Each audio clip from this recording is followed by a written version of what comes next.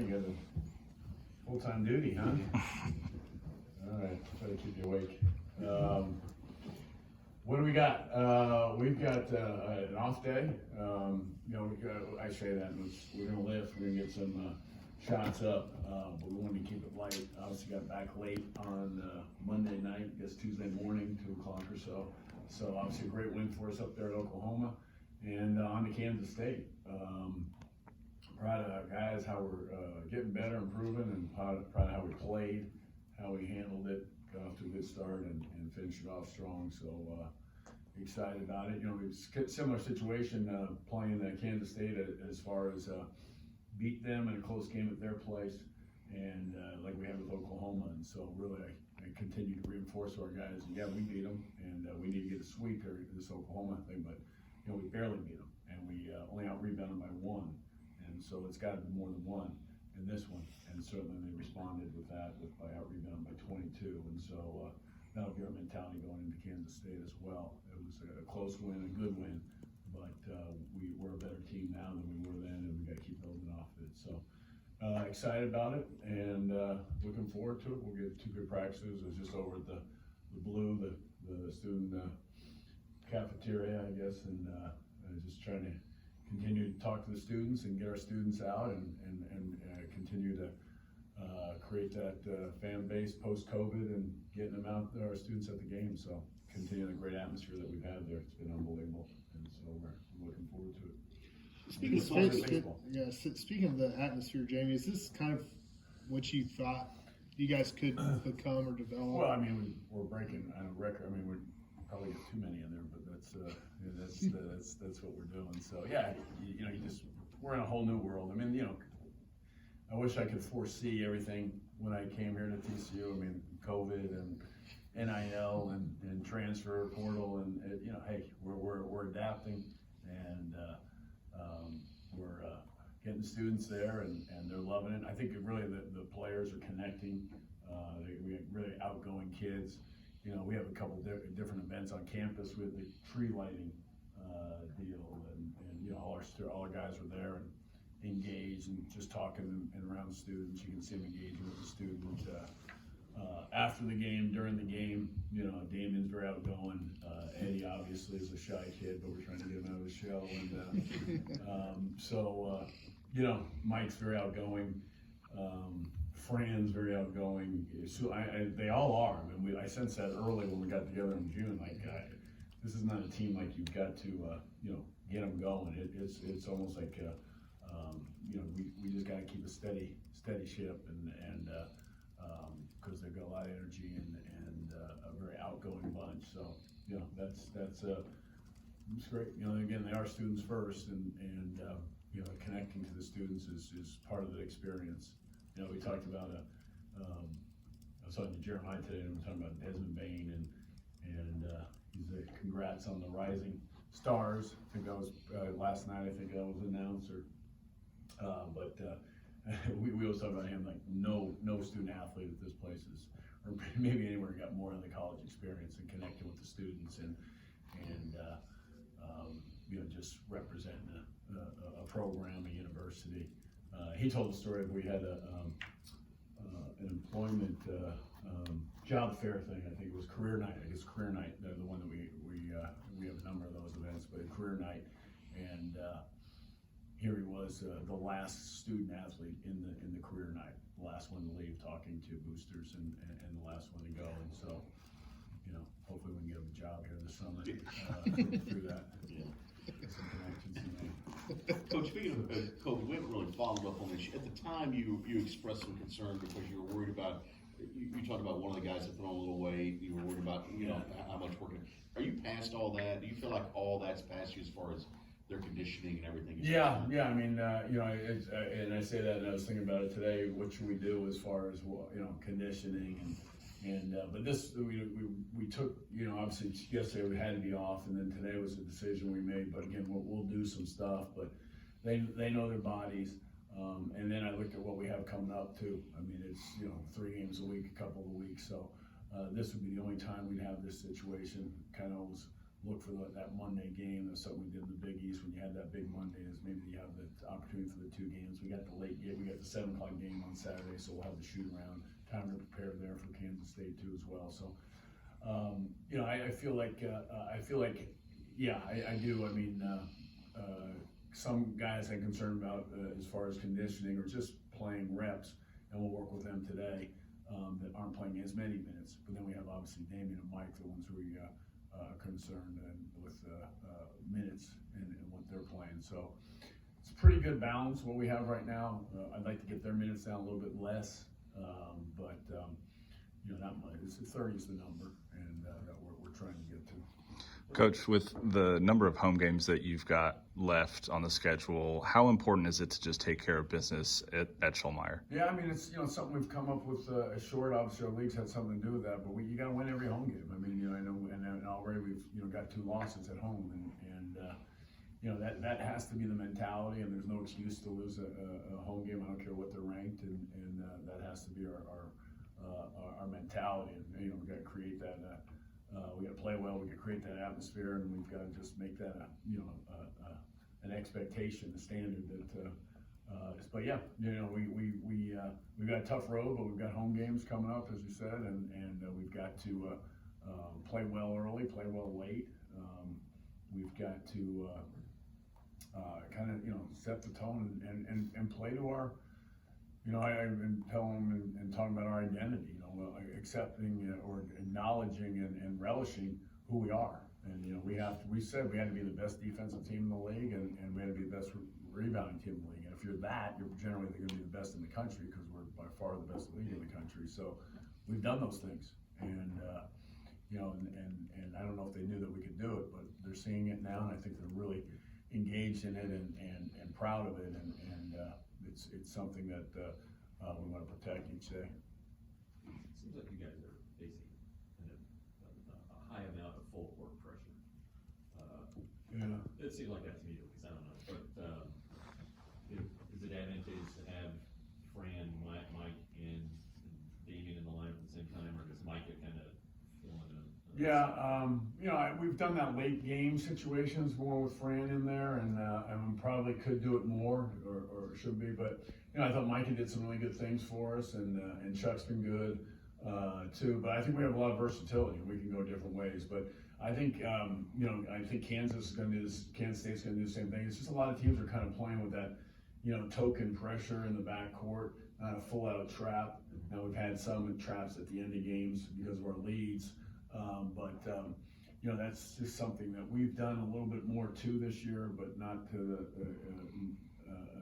amount that maybe Oklahoma was doing it light. You know, Texas was effective against us in a number of things. So LSU was doing it. So I mean, it's just kind of the trend. The good defensive teams, the LSU's, the ones in our leagues have you know, used some. You know, I say token pressure, but you know, it's just a full court thing, and we've got, you know, we've got to continue across the board to do a better job taking care of the ball. It's obviously our biggest area to improve, and we have improved, and we just got to keep heading that direction. We've got to get shots up. I mean, it's, you know, simple to say. When you're the best offensive rebound team in the country, getting a shot up is a very important thing, and so. You know, we got to continue to do that, which, you know, and we've been shooting a good percentage too lately. Offense is just a lot better than it was a couple weeks ago, and even at the start of the year. And so, you know, I think just having these guys out there playing, you know, I think, as Brian pointed out, you know, I think conditioning-wise, health-wise, you know, we're in the best spot we've been all year. And early in the year, we've got guys hurt in and out, and then the COVID, and then, you know, now it's been as good a stretch as we had. Except for, you know, October, September, when things were really, you know, I felt really good about where we're at.